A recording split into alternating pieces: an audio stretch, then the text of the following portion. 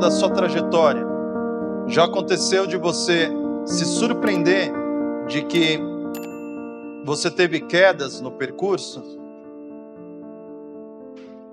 Eu já me surpreendi com isso. E você, às vezes, no espaço de uma semana, por exemplo, você ter tanto altos e baixos, ou, misericórdia, às vezes no espaço de um dia, ou pior ainda, às vezes no espaço de um sábado. Tem situações onde o sujeito, pela manhã, está no culto da sua igreja, à tarde ele está no JA, e no sábado à noite ele está numa balada.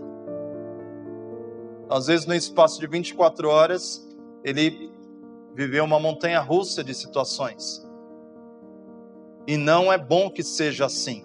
Veja, nós formos pensar numa espécie de gráfico, né? Você está nesse ponto e deseja chegar a este ponto. Aqui é a sua vida antes de Cristo, e aqui é o ponto do término da tua existência, ou mediante a volta do Senhor Jesus Cristo. É possível que nessa trajetória ocorra altos e baixos? É possível. Mas a vida do crente deve ser uma vida ascendente. Uma vida ascendente. Quanto menos prejuízos você tiver, negativos aqui, melhor. E não há dúvida de que Deus pode fazer isso por mim e por você. O que ocorre, não raramente, é que nós temos uma má teologia. Temos uma má teologia. E uma má teologia produz maus frutos.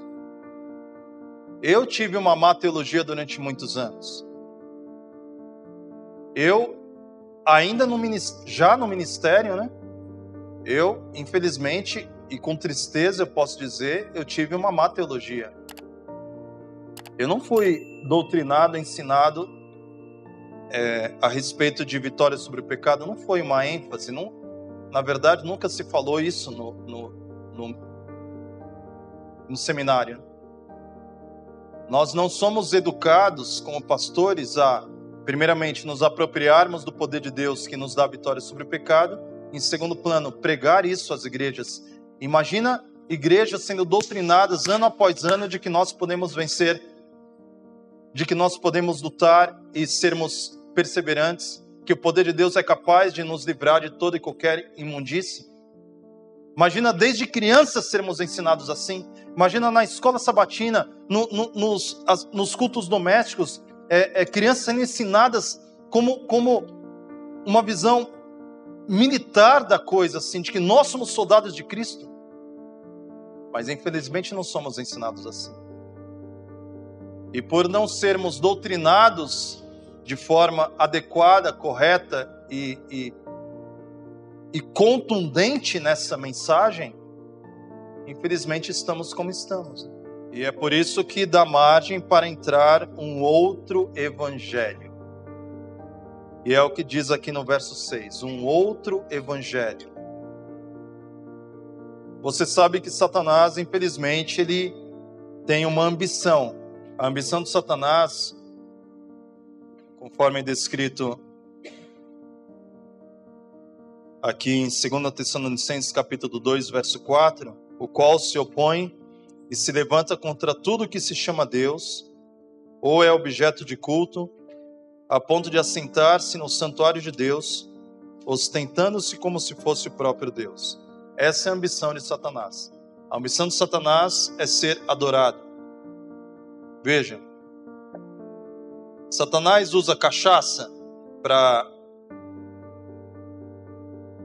destruir a vida de pessoas? Usa. Satanás usa os bares, usa as boates, usa a prostituição, usa droga, usa tudo isso. A obra-prima de Satanás é a má religião. É um outro evangelho. Porque veja, imagina numa corrida de obstáculos. Sabe aquela corrida de obstáculos? Você vai correndo.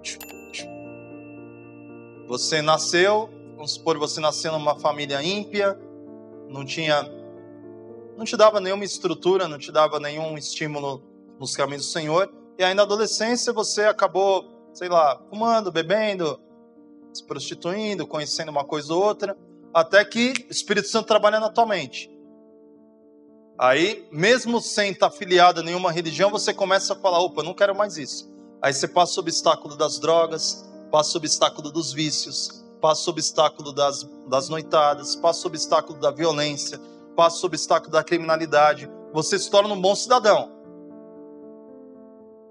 Então, perante os olhos da sociedade, você é um bom cidadão. Olha, aquele sujeito é trabalhador, aquele sujeito é esforçado, aquela mulher é uma mulher dedicada. Maravilha, você não vai ser preso, você não vai ter problemas com a lei, a sociedade te enxerga com bons olhos, mas você ainda está perdido.